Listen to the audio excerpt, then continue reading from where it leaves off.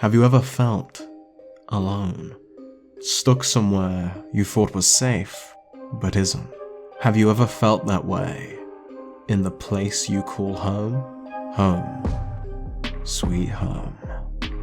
Hi, I'm Geek for Fun, cartoonist, writer, and someone who likes to talk about comics. A lot. And now the fine folks at Webtoon have given me the opportunity to do just that, thanks to their horror campaign. As a Webtoon ambassador, I'm going to shine a light on some of their most interesting output, teach you geeks a thing or two about what makes an effective comic, and hopefully, some of you will take those tips to go make your own. So, about Sweet Home.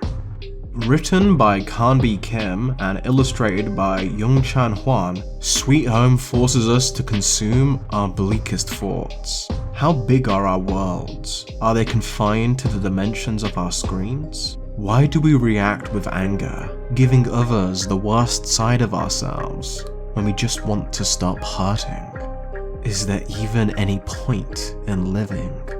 Maybe we should just die. Sweet Home masterfully drags us through an onslaught of tragedy that is the life of Cha Hyun-soo, orphaned high schooler and thoroughly unlikable protagonist.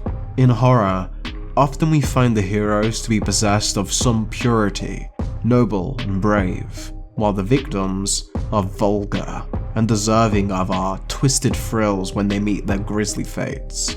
A tried and true way of softening the blow. Violence upon those we deem to deserve it isn't so bad anymore.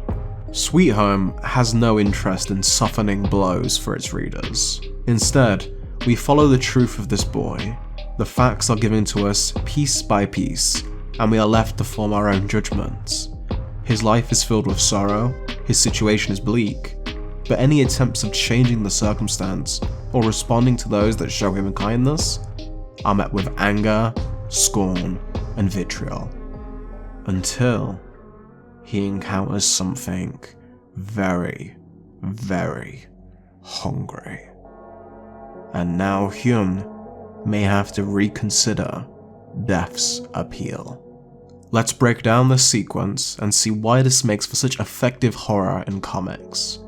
For context, Hyun has just entered his cute neighbor's room, following a trail of blood and debris, leading to a freshly wet collar, and finally, an inhuman arm reaching out from behind a wall.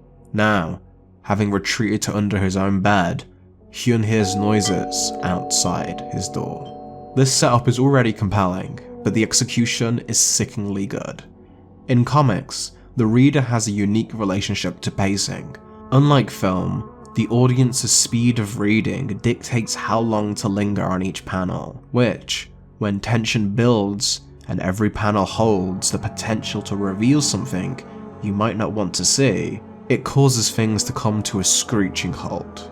The team behind Sweet Home understands this perfectly, dragging out this interaction as far as possible. The reader is now given time to think. What if it really is the girl and she's in trouble? Is it a monster in disguise? Is this all in Hyun's head? By repeating panels with only the sounds of the outside changing, we force the reader to grow more uneasy, waiting for the reveal that never comes. The lettering here brings all the separate elements together, giving us a guide for our mind to follow down its own dark imagination.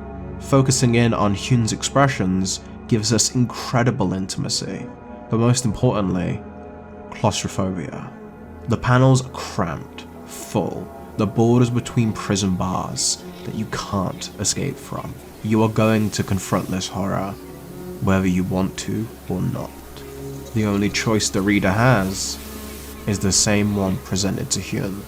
Keep going, and maybe you'll find a way to survive.